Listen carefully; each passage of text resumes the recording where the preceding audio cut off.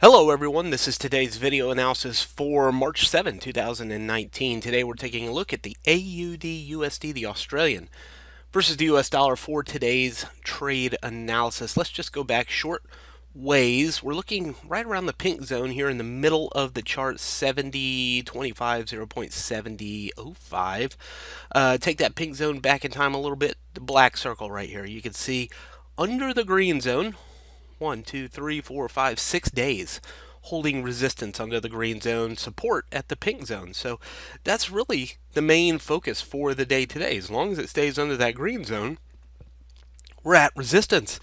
And it's not just that. I mean, we look right here, and I'll move this red circle over here, and we can see support there. So black circle resistance at the green zone, support at the red circle.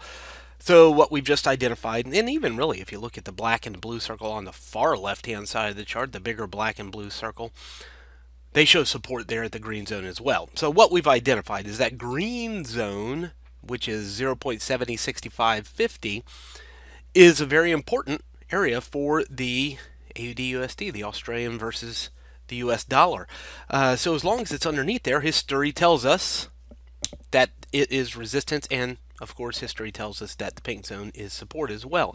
So as long as it's under the green zone, the easy answer is probably not looking to go long or buy the Australian dollar. We've also had some pretty disappointing data out of Australia over the past couple of days. It's been a big news week for Australia, so we've had some pretty disappointing data. It's been pushing lower, challenging into new historic lows. Yesterday in the live trade room, we went through history. We looked back in time and said, looked at that pink zone, and underneath 70.25, 70.05, we noted that really the next significant support that we could identify back in time is that yellow zone down near the 0.6955 level. So clearly a break of the pink zone, we'd see it go all the way down to the green zone. We studied that yesterday. So under the pink zone, down to the yellow zone, and of course under the green zone is resistance. So that's the direction of the trend, momentum, sentiment, and really what the news has been doing for us this week out of Australia. We do have significant news tomorrow out of the US. We have non-farm payrolls.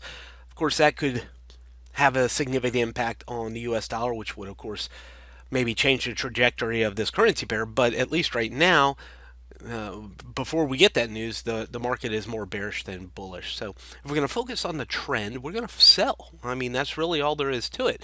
We'll look to sell the green zone if it can get there. We'll look to sell under the pink zone if it can get there. And there's really no reason to buy this until something changes. Status quo changes, maybe a break above the green zone. 70.65 would be the reason to start looking for a long on the Australian dollar. Let's take it on down to the 4-hour time frame.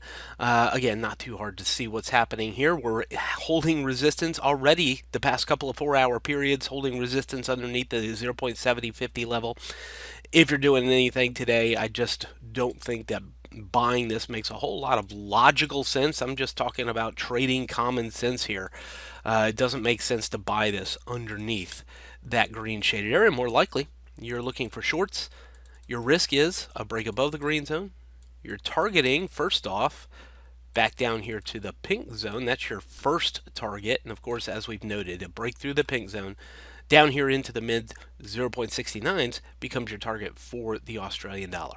From Forex Traders Daily, this has been your daily analysis with Ross Mullins. If you would like to get Ross's analysis on all the currency pairs he's watching and all the trades he takes today, join him in his live trade room by clicking on the link below. Please leave any comments you have about today's video in the comments section below.